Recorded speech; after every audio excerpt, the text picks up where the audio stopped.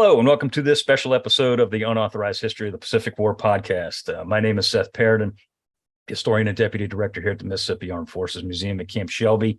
And with me, as always, is my esteemed co-host, retired Navy Captain Bill Tody, former skipper of the fast attack submarine USS Indianapolis, Commodore of Submarine Squadron 3 in Pearl Harbor, and many other postings.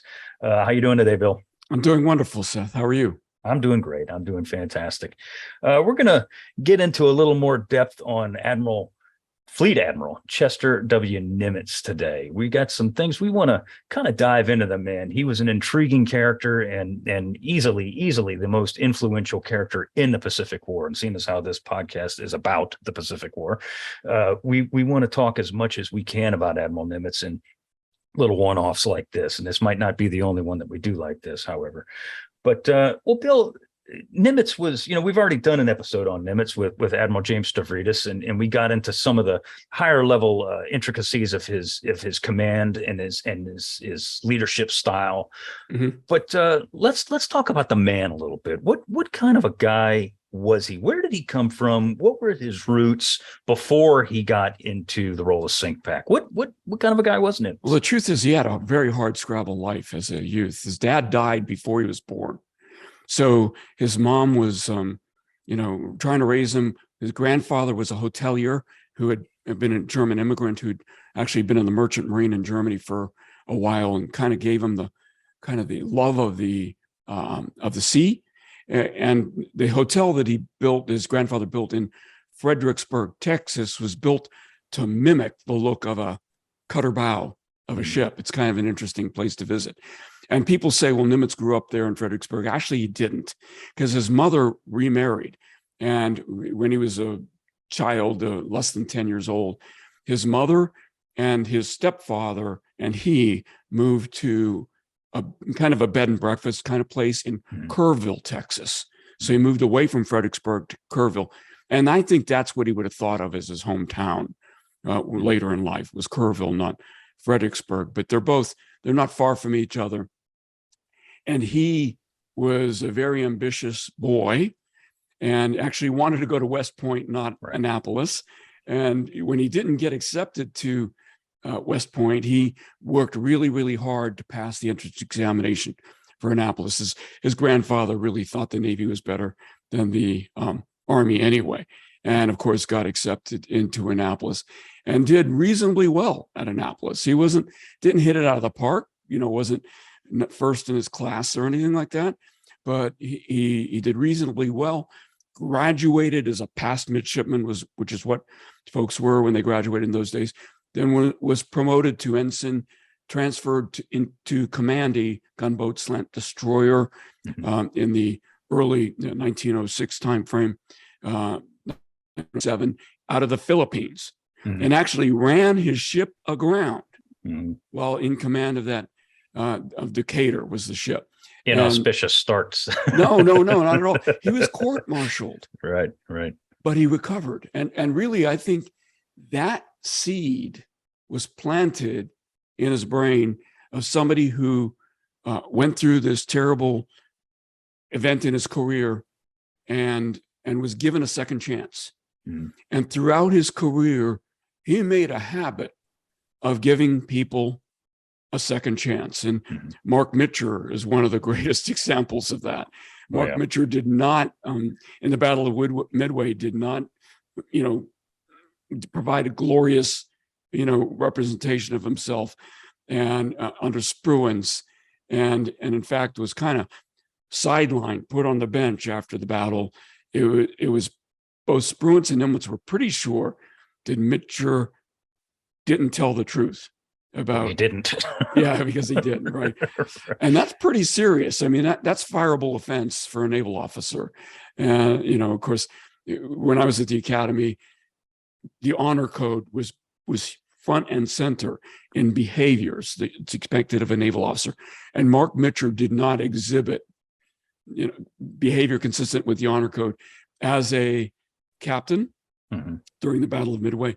And yet, Nimitz put him on the bench, and years later, when he thought it was an appropriate time to take him off the bench as a flag officer and give him a second chance, he did. And I think the Pacific War was better for it. And so that's just one example of something early in his career that had a huge impact on the conduct of the Pacific War when he was a 4-star and later 5-star. Well, he was a people reader. He was a people person too, and, Right. and that we in our earlier episode about Nimitz, Admiral Stavridis talked about how he had, and you talked about how he had all these personalities to deal with. Mm-hmm. I don't want to say fight with, but to deal with, and there were people that he could read, and it's something that is a great tribute to him, and that he could read people, tell what kind of people they were, tell what kind of leaders they were or weren't in some cases, and inserted them and took them out of situations, at the best time. Mm-hmm. You look at Guadalcanal, Admiral Gormley, who was a friend of his, right, was God bless and him, was senior to him at right, one point, right, right, in his career. And now Nimitz is senior to Gormley. He was, God bless him, he was trying, but he just wasn't getting it done. He Right. wasn't the right guy for He wasn't that. a fighting admiral. Not at all. Not at all. And he put that one guy who most certainly was, William F. Halsey, in that position. And frankly, in my opinion, anyway, and we'll get into Guadalcanal in the near future, but that turned the tide of the war. That appointment, I didn't say Halsey did, but that decision to put Halsey in that command did. It influenced so many other things. But he could read that situation, like a good coach can read his team, like a good football coach can see when things need to be done differently. He played had that to ability. people's strengths, Yes, not their weaknesses. Yes, and of course, the Marines were already in Guadalcanal when he put Halsey in that position, and the Marines, and these are Marines, not sailors. They just kind of, uproarious cheers, knowing that we finally have somebody in command of this operation who's going to fight the war and not just kind of sit in New Caledonia, which is where Gormley was, and kind of fight it by remote control. Right. And that was a great. Now, I've got an article coming out about the dark side of Halsey in World Magazine in September of 2022. But there's no doubt that Halsey brought a lot of spirit to all of the armed forces in the Pacific. Now, remember, Nimitz wasn't just a Pacific Fleet commander. Right. In those days, SINC-PAC meant Pacific Fleet Commander. More appropriately, it was SINC Pacific Ocean Areas, which was the unified commander or the joint commander. So he commanded all Army Air Corps, and then Army Air Forces, Marine and Naval forces in the Pacific Ocean areas. And so he was the joint commander. So these matters of understanding people's strengths affected every service, not just the Navy. However, when he was the director of the Bureau of Navigation, which today we call the Bureau of Personnel, he got to learn the personalities of every senior leader who would have an impact on the war. Right. And I would say that as much as anything, knowing strengths and weaknesses of all the admirals and senior captains who would fight the war, really paid huge dividends when he was made SINC-PAC and SINC-POA. Yeah, I mean, well, he had their dossier, right? I mean, for all intents and purposes. And there's one that sticks out in my brain that he picked out. Nimitz pulled out a guy named, who's not well known, but Admiral Willis Lee. Right. They called him Ching Lee. Ching Lee. Yeah. Nimitz pulled him out. Lee was an expert in gunnery. He was an Olympian. He was a gold medalist, for crying out loud, in marksmanship. So, I mean, this guy was a shooter, literally. And that's something that the Pacific Fleet needed at that time. Again, we're talking about Guadalcanal. And he put Lee in command of the battleships down there in the South Pacific and said, and I quote, "Now we got a shooter out there." And he was talking about, this is Nimitz talking about Lee. And of course, Admiral Lee takes his 2 battleships on the Guadalcanal and shoots the ever-loving bejesus out of the Japanese, because that's exactly what Nimitz knew he would do. Right. And, and that goes back to what you were just saying. He knew who Lee was long before Lee knew who the hell Nimitz was. And he knew he was the right guy for the right job. So he had this uncanny ability. Yeah, he also created this concept that's very ambiguous and tenuous it was the concept called calculated risk. Mm-hmm. And he gave every one of his fighting admirals guidance that you are to engage in calculated risk. And if you are going to engage a larger, stronger force, which frankly, early in the war, every Japanese task group was larger and stronger, right, then you need to assure yourself that you can inflict disproportionate damage on the Japanese fleet. And if you can't, then your duty is to preserve your force. Mm-hmm. In other words, don't go in there and get what little navy we have left destroyed through overzealousness. And of course, I think he was worried that Halsey was going to be one of those guys who would go in there and duke it out and potentially lose everything in the process. And then we would be screwed because we had nothing left early in the war, in the 42 timeframe.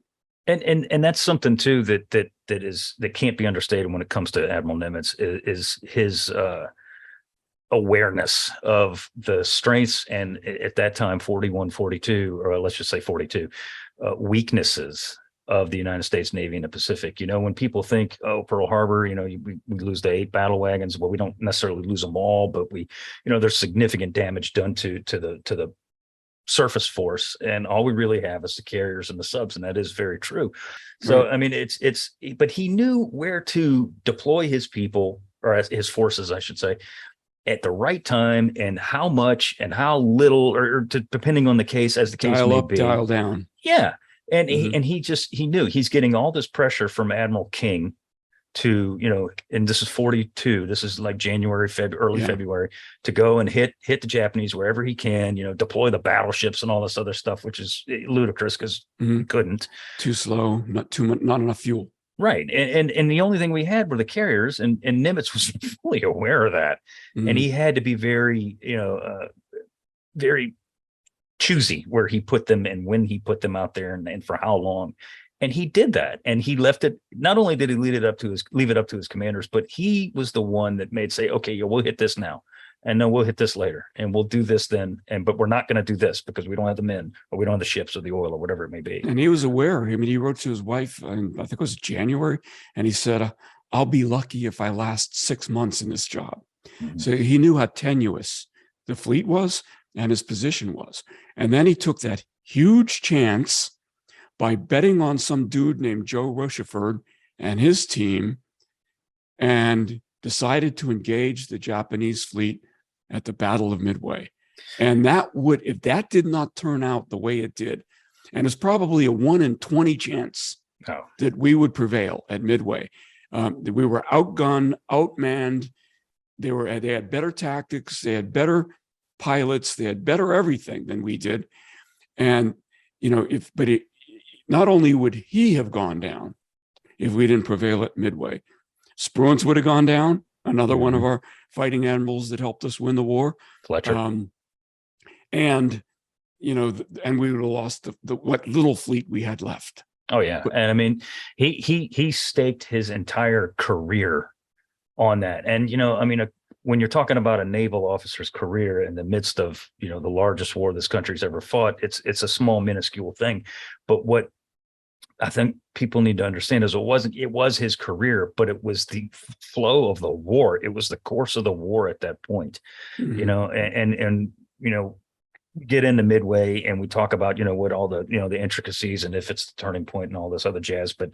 But at that time, this was the biggest thing. And you hit the nail on the head, earlier when you said that he trusted his subordinates.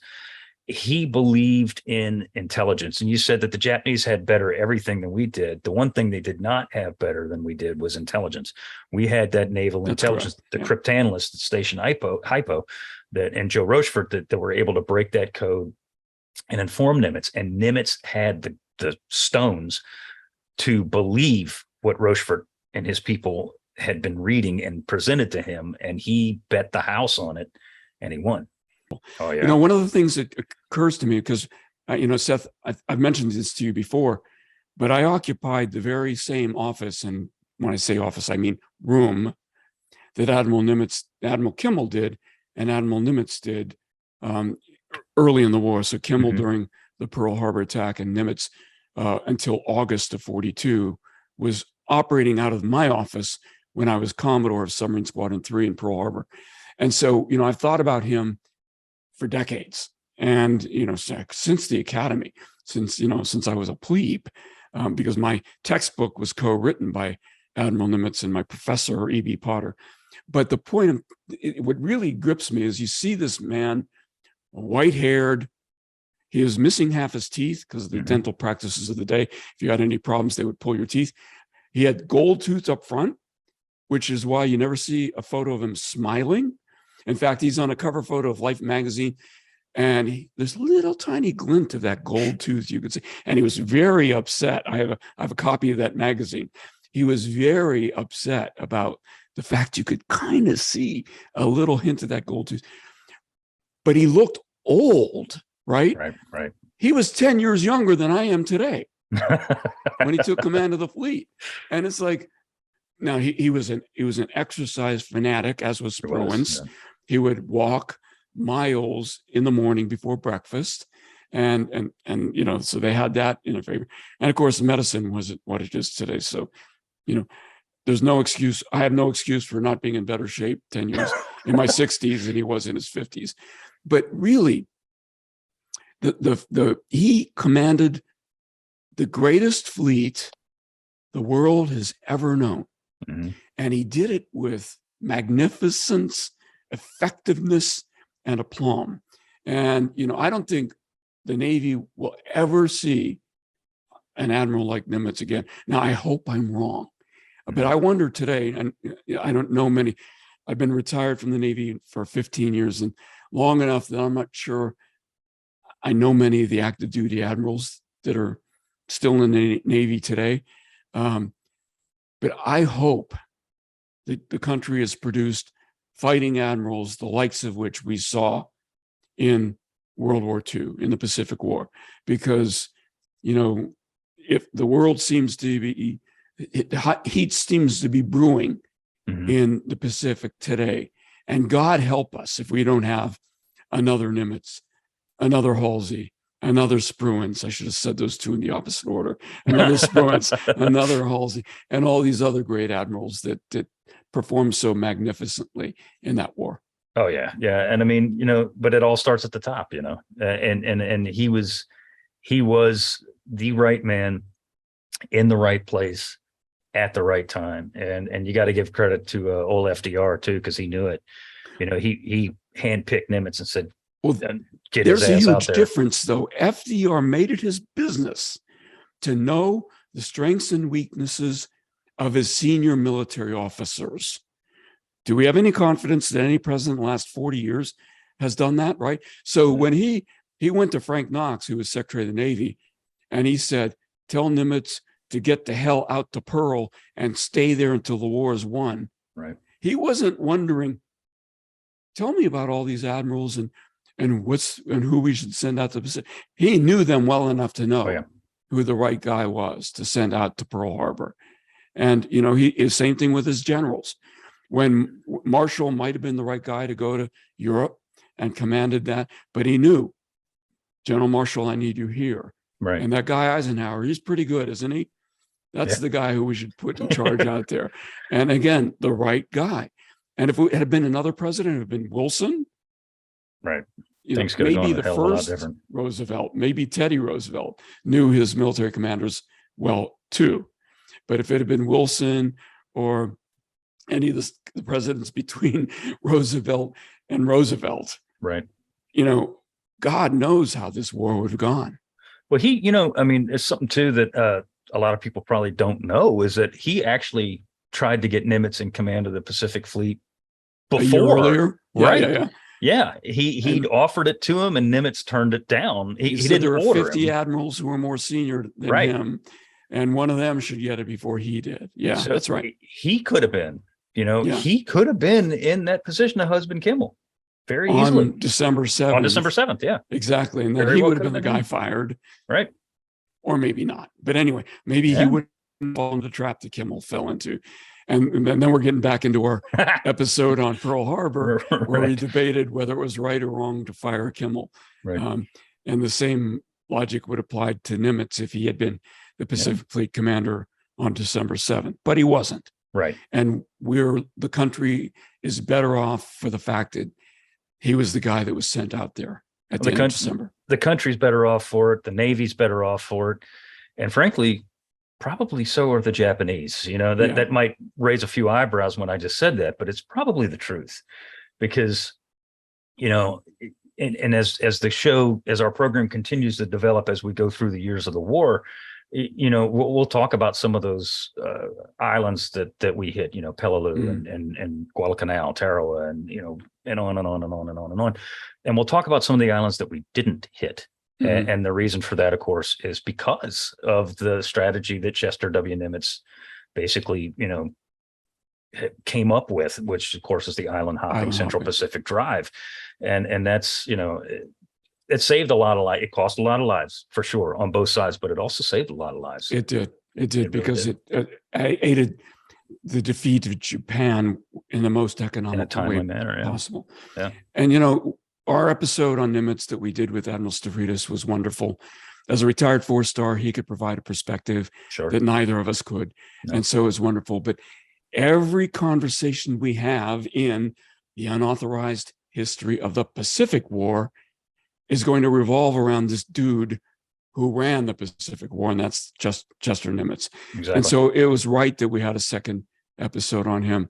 There's just so much to unpack on this, perhaps the best admiral the United States has ever known. And it was good that we covered this. Undoubtedly. And, I've been often described as, I'm a historian, but I've also often been described as a battle head. Like I just talk about the planes and the guns and the shooting and all that good stuff. And we're going to get into that a lot on this program.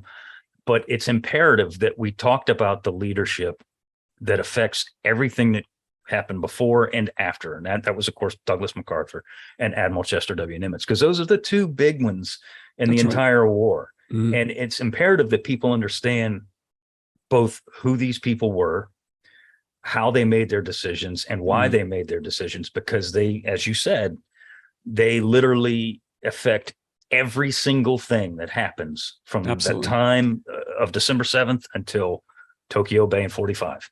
And we probably said this during the MacArthur episode, but they affected their decisions exactly the opposite, where Nimitz put the war first and MacArthur put himself first. Right. And that affected everything that would transpire from 1941 through victory in September of 45. Yep. Absolutely. Without a doubt. It's very important. He's the central, Nimitz being the central figure in the Pacific War, in my opinion. And I don't think you'll disagree with me on that one. No. Yeah. Well, thank you. Yeah. We want to thank you guys for listening to this special little one-off on Admiral Chester W. Nimitz. And as always, please subscribe to the Unauthorized History of the Pacific War podcast, wherever you receive your podcasts. Give us a rating and review. We would certainly appreciate it. Also, if you want to see the video version of this very episode and any of our other episodes, subscribe to our YouTube channel called the Unauthorized History of the Pacific War podcast.